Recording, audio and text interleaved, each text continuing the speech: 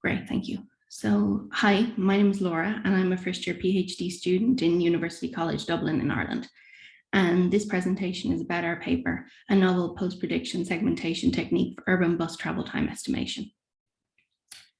I'm going to talk about the motivation behind this piece of research. I'll discuss the key literature on the topic, and I'll then elaborate on the methodology we used and explain a couple of examples.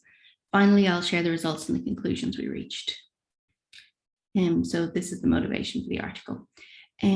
Transport is a large contributor to global warming in general, and there are localized effects in cities themselves, with air pollution causing significant mortality and morbidity. There is a trend towards increased urbanization, and it isn't going to be possible to maintain the current level of private car use as cities continue to expand. While the use of renewable energy and electric cars will reduce some of the environmental impact, there are infrastructure and space issues that can't be overcome. The only sustainable option is to move to increased use of public transport.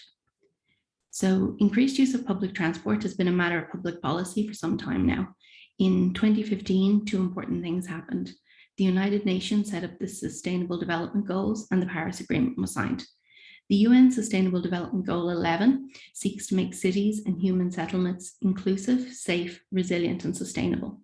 Specifically, Target 11.2 states that cities should expand public transport. The Paris Agreement is a legally binding agreement to limit global warming that 196 countries signed up to.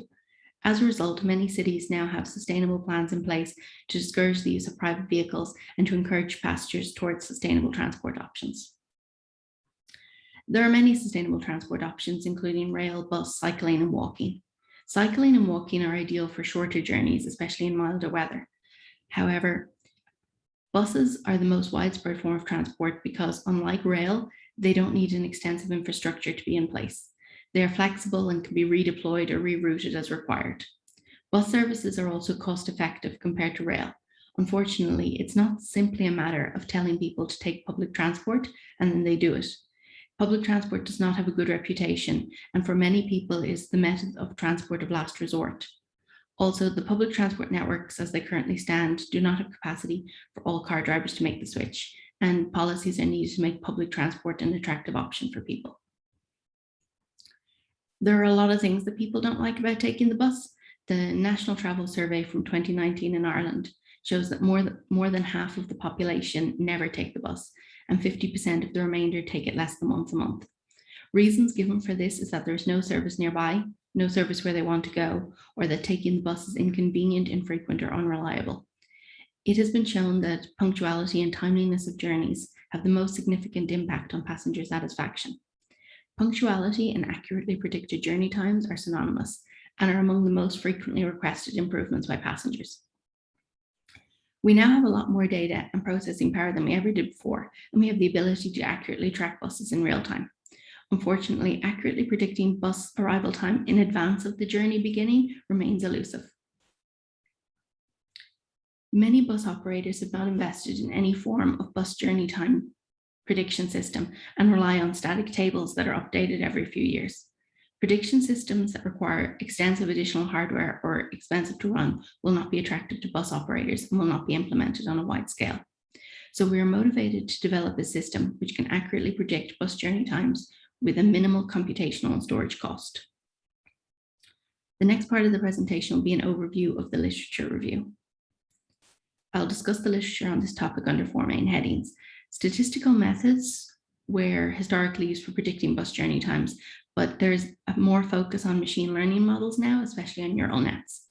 Sometimes that can make analyzing the literature on this topic difficult because some studies are trying to predict short-term journey time after a bus journey has started, and other studies are trying to make long-term predictions for scheduling purpose, and these studies probably shouldn't be compared to each other. Finally, there is a question about which machine learning algorithm is best for the task. The first attempts at trying to predict journey time used historical averages and other statistical methods such as regression, and they've been tried with limited success. The majority of the research now focuses on machine learning methods capable of handling nonlinear data, especially neural networks, random forests, and support vector machines. However, some studies have shown that there is a minimal difference in accuracy between some machine learning models and statistical methods, and that statistical methods require much less computational power. Both short-term and long-term predictions are needed and they complement each other. Short-term travel time predictions are designed to predict the time a bus will arrive based on monitoring its current position after its journey has begun and by constantly updating its arrival time. Short-term travel prediction is useful for passengers waiting to board the bus or for passengers planning to connect with other forms of transport. These updated estimates reduce the uncertainty of arrival for passengers and improve passenger satisfaction, but is not designed to provide a fixed estimate of when a passenger will get to their destination before the journey begins. Long-term travel prediction is required for timetable preparation and for scheduling services. An objective of long-term prediction is to reduce the burden on short-term prediction as much as possible. Long-term travel time prediction tries to account for cyclical traffic patterns, general weather trends, and dwell times at various stops based on repeating trends in passenger numbers. However, it will never predict unpredictable events like road traffic accidents, roadworks, or bus breakdowns. Events like this are best monitored for separately and adjusted for using short-term travel time prediction. Studies trying to predict short-term travel time often show different results than the long-term prediction studies. There is very little discussion in the literature about the conceptual model of a bus route or network. Most studies conceptualize a bus network as a series of routes made up of consecutive stop pair segments, like in the image at the bottom here. Routes that serve the same stop segments are often considered separately. This natural segmentation of a bus route can have different implications depending on the number of stops on a bus route. The distance between stops on a particular route or network would likely have an impact, as it will affect the granularity of the network and the size of the segment being predicted. Consistently throughout the literature, we are seeing less relative error by predicting for longer segments. Another significant implication of modeling a route by consecutive stop pairs is that you need multiple models for each route, usually one less than the number of stops on the route. And this is a large computational and storage burden. There is no consensus in the literature about which machine learning algorithm is most accurate for predicting bus journey times, although neural network approaches dominate, especially in the recent literature. The main machine learning algorithms used in the literature for predicting journey times are artificial neural nets, random forest, support vector machines, and k-nearest neighbor algorithms. It is not usually possible to make direct comparisons between studies predicting bus travel time, as the objective of the research and the conceptual of the model of the network varies widely, as does the type and quality of the data available to researchers. Throughout the literature, we see different results on different routes, even within the same bus network, due to characteristics of the route, such as if the area is rural or urban, the level of congestion, or if there are designated bus lanes. Even if the most accurate machine learning model could be identified, it may not be the deciding factor for the best algorithm, as speed and scalability are also important. Any methods employed to predict journey times will need to be updated regularly and should be considered in the design of a potential solution. Now I'll discuss the methodology of our experiment. The dataset used in this study was provided by the National Transport Authority in Ireland and contains details of all the journeys on the Dublin bus network of 253 routes from the 1st of January 2018 to the 31st of December 2018. This represents over 10 million unique bus journeys and serves a population of about 1.3 million people. For our purposes, we consider buses with the same head sign, for example, the 46A, going in different directions, for example, northbound or southbound, as separate routes. We do not use a stop pair model like the majority of the literature. We were motivated to make a computationally inexpensive prediction, and we used conventional machine learning algorithms to make long-term predictions for the whole travel time of the bus. Partial routes are calculated using historical average proportions. We divided the data set by bus route and calculated the journey time between each consecutive stop pair. We cleaned and analyzed the data set, identified unique bus journeys, and removed constant or irrelevant columns and any missing or corrupted data. For example, we had some negative journey times. The features in our data set after processing were 3 ordinally encoded categorical features for the day of the week, the time of the day, and the month. We decided not to include additional features such as weather to easily allow future comparison, perhaps in different regions. The end results are shown in the table there, which is the first 5 stop pair segments on trip 207-1806. The arrival times and journey times are in seconds, and we also have 3 temporal features as well. Whole route machine learning modeling was performed on all the routes on the bus network with 3 traditional machine learning models: random forest, k-nearest neighbor, and support vector machine.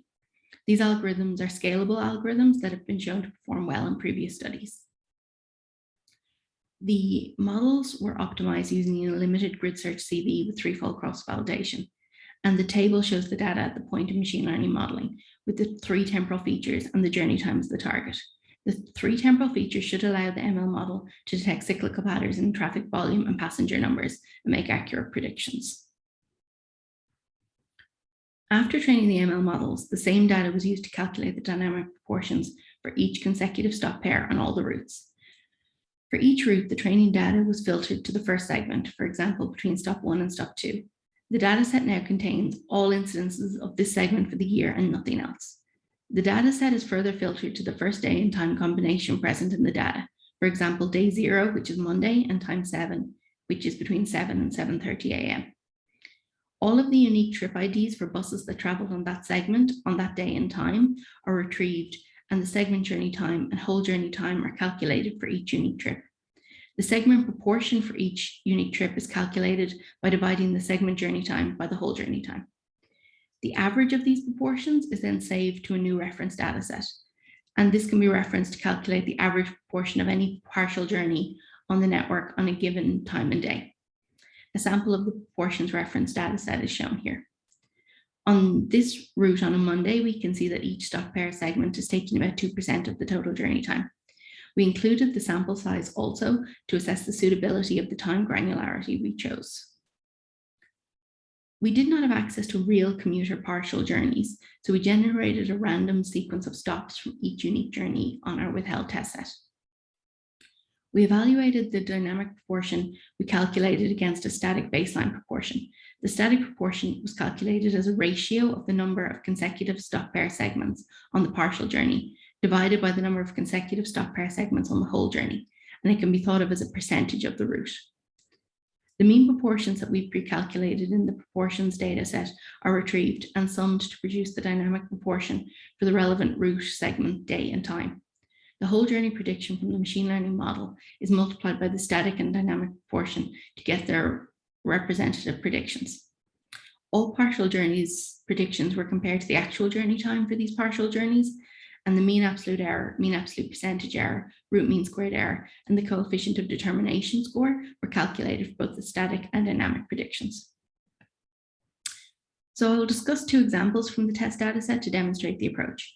Sample 1 is an off-peak travel time test sample, and the static and dynamic predictions come out very similar. The true value of the partial journey was 305 seconds. The static proportion for these or any 5 segments on the route would be 0.833, and the dynamic proportion on a Sunday between 11 and 12 was 0.078. The static prediction was 339 seconds, and the dynamic prediction was 317 seconds. This is typically what we see at off-peak times when there's very little congestion on the route and the bus makes steady progress. The static and dynamic predictions usually come out quite similar. This is test sample 2. It's a peak travel time test sample on the same 5 segments as in test sample 1, and it took 139 seconds, more than 3.5 times longer. The whole journey time prediction from the machine learning algorithms was, in this example, is longer, but it's only 10% longer.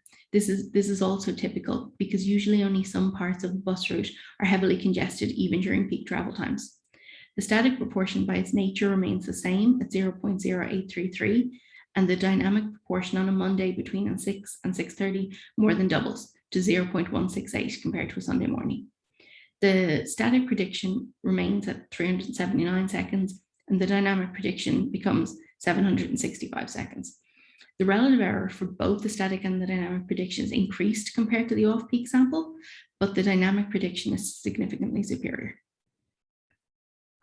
So now I'm going to show you the results we achieved. These are the results from the 3 machine learning models for the whole journey predictions. Random forest outperforms the other machine learning models with an average MAPE of 0.07 and an R-squared of 0.93. These results are comparable to what's reported in the literature, although direct comparisons are not possible due to different levels of irreducible error in different data sets. This table shows the full results for all partial journeys. Our proposed dynamic proportioning technique outperforms the baseline across all machine learning models and various metrics. With our best performing model, random forest has 0.16 MAPE, and dynamic proportioning has with dynamic proportioning versus 0.42 MAPE with static proportioning. Here we break down the partial results into 3 groups by length of the segment.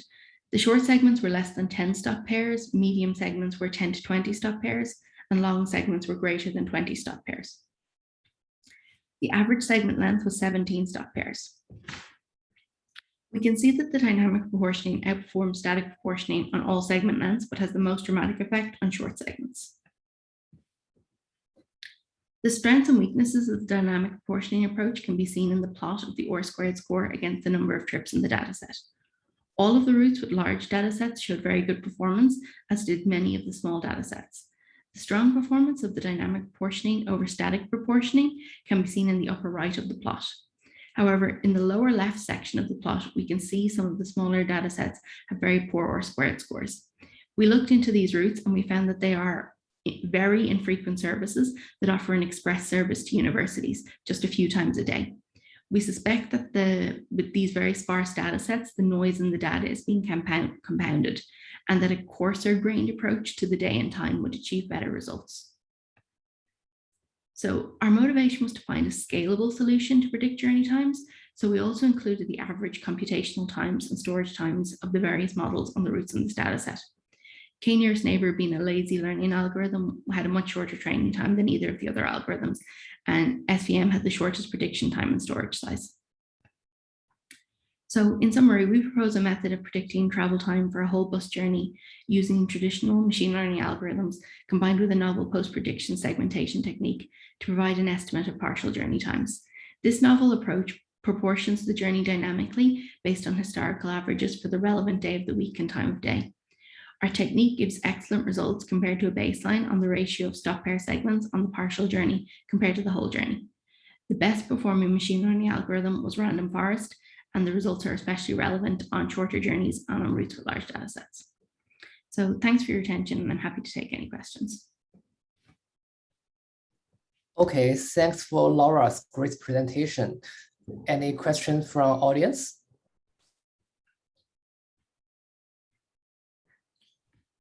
Okay, I have to. Oh, is there any questions? Yes.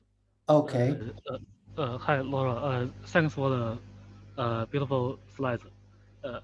Actually, we have a similar bus time estimation system in China, and I often use this feature. My question is about the evaluation metric. So you use the, as I remember, MAE and RMSE, etc. As the evaluation metric. I wonder, is it better to give larger penalty towards the shift earlier error of the bus arrival? You know,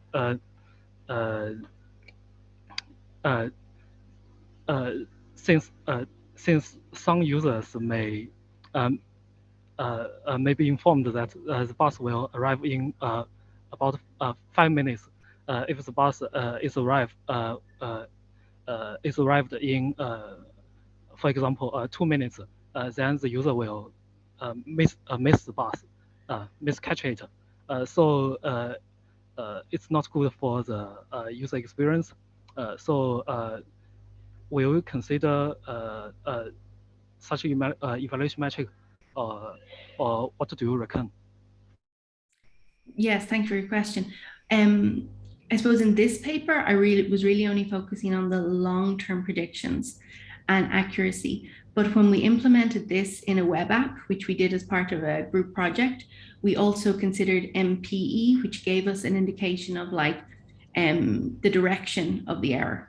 And when we were providing feedback to the users, we gave them a range of feedback. So we gave them a few minutes either side of our actual prediction, because we didn't want that situation where people be missing the bus.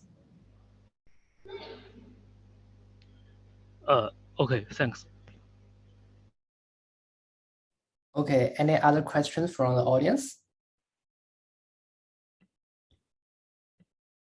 Okay, here I have a question. Did you ever try the ensemble method? I think, as you mentioned, you think the best model you tried is the random forest. Did you try some ensemble method like the gradient boosting regression tree? Such model, I think, may have a better performance. We tried XGBoost and we found that it was slightly worse than Random Forest, but very, very slightly. And we also tried MLP regressor models. Our issue with that was because our data set is just really, really big and our resources were limited, we were spending weeks running the models, and we got, I think, on the neural net models, we got about half of them better than the random forest models, but the other half just didn't seem to be showing much of an improvement. And I think the problem was because just trying to tune the models, each model had to be tuned independently. And we weren't seeing a huge amount of like similarity in the hyperparameters that we were using. That's something we want to look at in the future and explore other neural nets as well. That's our next stage.